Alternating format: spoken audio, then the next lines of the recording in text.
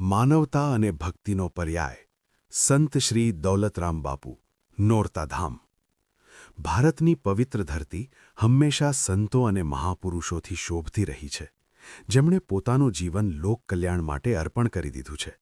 આવા જ એક વિરલ સંત એટલે સંત શ્રી દૌલતરામ બાપુ. નોરતાધામના આ મહાન સંતે ભક્તિની સાથે શક્તિ અને સેવાના જે સંસ્કારો સમાજમાં રેડ્યા છે, તે ખરેખર વંદનીય છે. ભક્તિ અને લોકસેવાનો સંગમ. સંત શ્રી દૌલતરામ બાપુએ પોતાનું સંપૂર્ણ જીવન પ્રભુ ભક્તિમાં હોમી દીધું છે, પરંતુ તેમની ભક્તિ માત્ર માળા ફેરવવા પૂરતી સીમિત નથી. તેમણે જનસેવા એ જ પ્રભુ સેવાના મંત્રને સાર્થક કર્યો છે. નોરતા, જૂનાગઢ, ધામડી અને રણુજા જેવા પવિત્ર સ્થળોએ તેમના આશીર્વાદથી અન્નક્ષેત્રો અને આશ્રમો ધમધમી રહ્યા છે, જ્યાં કોઈ પણ ભેદભાવ વગર ભૂખ્યાને ભોજન અને વિસામો મળે છે.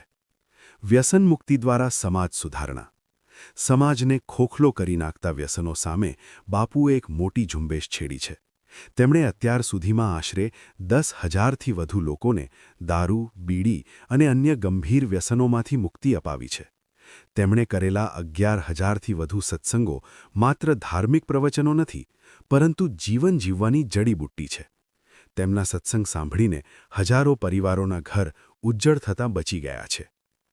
કોરોના કાળમાં દેવદૂત બનીને સેવા. જ્યારે આખી દુનિયા થંભી ગઈ હતી અને મધ્યમ કે ગરીબ વર્ગ માટે એક ટંકનું ભોજન મેળવવું મુશ્કેલ હતું, ત્યારે દૌલતરામ બાપુ ગરીબોની વહારે આવ્યા હતા. એક ઘર ચલાવવું મુશ્કેલ હોય છે, ત્યારે બાપુએ હજારો પરિવારોની ચિંતા કરી. કોરોનાના કપરા કાળમાં તેમણે હજારો ગરીબ પરિવારોને અનાજની કીટો અને ભોજન પૂરું પાડીને માનવતાનું ઉત્તમ ઉદાહરણ પૂરું પાડ્યું હતું. તેમની આ નિસ્વાર્થ સેવાએ અનેક લોકોના જીવ બચાવ્યા અને હિંમત આપી.